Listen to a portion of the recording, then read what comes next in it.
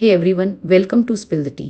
Let's talk about Mary Kom और ये जो भी कंट्रोवर्सी हो रहा है, जहाँ पे वो अपने हस्बैंड को शेम कर रही है कि यह तो घर पे बैठता था, कुछ करता नहीं था, एक नॉर्मल सा फुटबॉलर था, उसका कोई करियर नहीं था, मैंने उसको संभाला, this and that. And then उसके हस्बैंड ने जो उसको एक्सपोज किया, सेइंग दैट कि इसका तो अफेयर चल रहा था काफ़ी सालों से किसी और पर्सन के साथ, इस वजह से she is doing all this. इसके बारे में बात करेंगे। तो मैरी कॉम के शेडी बिहेवियर के बारे में पास्ट में भी हमने बात किया था, जहाँ पे सडनली वो एक ऐसे पर्सन के साथ स्पॉट हो रही थी जिसका थोड़ा अटेंशन सीकिंग बिहेवियर था। इट फेल्ट एज इफ कि मैरी और वो जो पर्सन है जिसको शायद वह इस पॉइंट पे डेट कर रही है, बिकॉज उसका हाथ पकड़ते हुए और डिफरेंट फॉरेन लोकेशंस में साथ में ये लोग ट्रिप पे गए हैं। ये दोनों लोग पॉलिटिक्स में एंट्री लेना चाहते हैं एंड इन अ वे जो करियर शिफ्ट है मैरी कॉम का, उसमें ये जो दूसरा पर्सन है वो उसकी मदद कर रहा है। उस पॉइंट पे जब लोगों को समझ आया कि मैरी कॉम का इस पर्सन के साथ अफेयर है एंड मे बी अपने हस्बैंड को वो बिट्रे कर रही है, तब मैरी कॉम को बैकलैश मिला था। And it seems as if कि अभी जो भी इंटरव्यूज मैरी कॉम दे रही है वो इन अ वे खुद के इमेज को वाइट वॉश करने का तरीका है। तो रिसेंटली अभी मैरी कॉम ने जो इंटरव्यू दिया था उसमें सडनली एक डिफरेंट पर्सनालिटी मैरी कॉम की देखने मिली। इट वॉज वेरी क्लियर कि अपने हस्बैंड के इमेज को टार्निश करने के इंटेंशन से उसने इंटरव्यू दिया था। बिकॉज देखा जाए तो रिसेंट वक्त में मैरी कॉम या उसके हस्बैंड के बारे में इतने आर्टिकल्स नहीं आ रहे थे।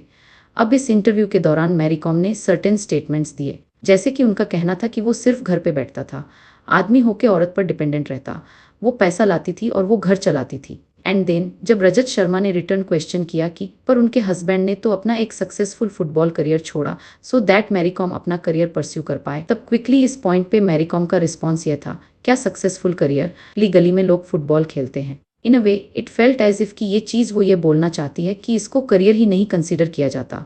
उसके हस्बैंड का कोई करियर नहीं था, कहाँ सक्सेसफुल करियर, कोच भी सक्सेसफुल करियर है ही नहीं, गली में फुटबॉल खेलते हैं, आप लोग भी खेलते हैं ना। अब आप सुनील छेत्री बन गए और भाई तुम भूतिया बन गए, ये कौन होता है ये लड़का, लड़की की कमाई खा के बैठ सकता है ये इंसान।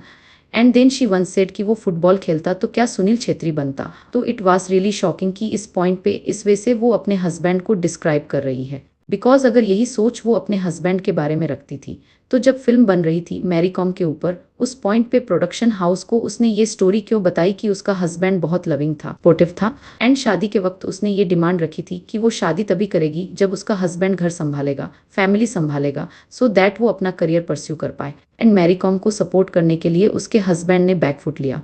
शी अंडरस्टैंड दिस की पूरे स्टेटमेंट को अगर दो हिस्सों में डिवाइड करें, पहला जिस वे से वो अपने हस्बैंड को डिस्क्राइब कर रही थी, और दूसरा वो एलिगेशंस जहाँ पे वो बोल रही थी कि वो कमा के लाती थी, अकाउंट में डालती थी और इतने सालों में कभी अकाउंट चेक नहीं किया, पर सडनली शी रियलाइज कि उसका हस्बैंड उससे पैसे स्टील कर रहा था।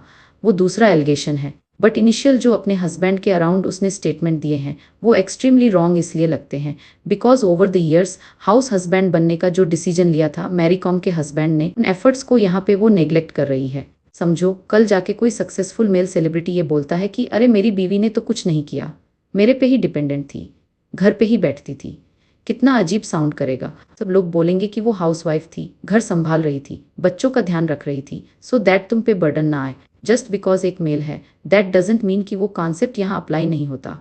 एंड ये जो अंडरस्टैंडिंग वे से बोला गया कि गली गली में फुटबॉलर है, अगर वो परस्यू करते तो कहाँ तक पहुँचते, you can not predict that. Fact ये है कि कई साल पहले जब अपॉर्चुनिटी थी उन्होंने डिसाइड किया था बैक आउट करने का। इस पॉइंट पे ये जजमेंट पास करना कि वैसे भी कुछ नहीं होता is really messed up. And इस पॉइंट पे ऑनर सामने आकर कुछ नहीं बोल रहा था, मैरी कॉम ही वो पर्सन थी जिसने ये सब इनिशिएट किया। इट फेल्ट एज इफ कि कहीं ना कहीं ये इनसिक्योरिटी से आ रहा है। बाकी पूरा कंट्रोवर्सी, अफेयर के allegations, foundation, rumoured boyfriend, Mary Kom part 2 और हाउस हस्बैंड शेमिंग, ये सब चीज़ें ऑडियंस नोटिस कर रही है। हाउस हस्बैंड होना कोई शेम की बात नहीं है और जिस तरह के जनरलाइज स्टेटमेंट्स दिए गए वो बिल्कुल ओके नहीं है।